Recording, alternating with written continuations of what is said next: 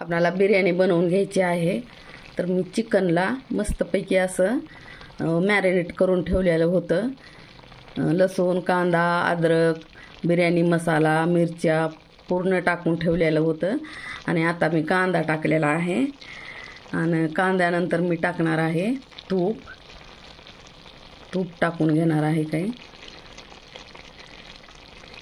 आणि तूप टाकल्यानंतर टाकणार आहे दही.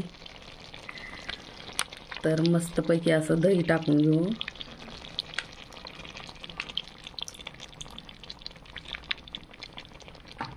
दही टाकल्यानंतर आपल्याला पूर्ण मिक्स करून घ्यायचं आहे. पूर्ण मसाले मिक्स करून यामध्ये लिंबू पण टाकलेला आहे मी. तर छानपैकी असं मिक्स करून घ्यायचं आहे.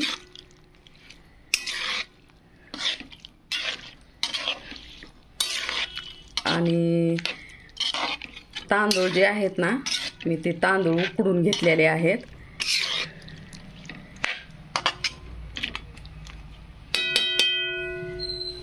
तांदूळ उकडून घेतल्यामुळं ना मी ते तांदूळ तसेच टाकणार आहे यामध्ये. पूर्ण मसाले लावून झालेले आहेत. तर तांदूळ उकडून घेतलेले आपण टाकून घेऊ.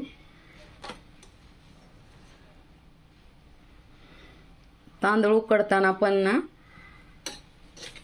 असं तेजपत्ता टाकायचा, इलायची,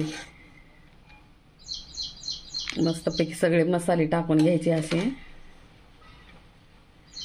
लवंग, अद्रक, कोथिंबीर हे तर लावलेला आहेच मी. तेजपत्ता हे सगळे असे मसाले जे आहेत, खडे मसाले, ते आपण भातात टाकून घ्यायचे आहेत.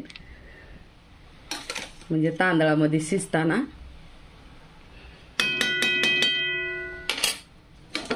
तर आता आपण पूर्ण तांदूळ टाकून घेता.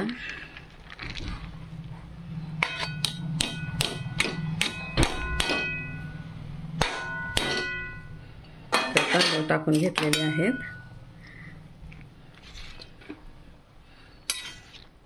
आपल्याकडे कलर नाही, कलर संपलाय.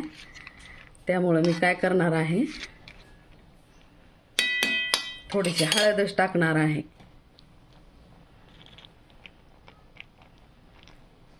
छानपैकी थोडा कलर येईल ह्याला.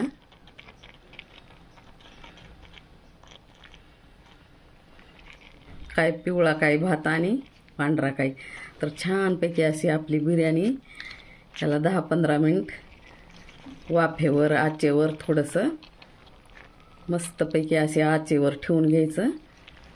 दम येऊ द्यायचा आणि मस्तपैकी आपली दम बिर्याणी रेडी आहे. धन्यवाद. तुम्हाला व्हिडिओ कसा वाटला, आवडला तर लाईक, शेअर, कमेंट, सबस्क्राईब करा. Bye bye. Take care.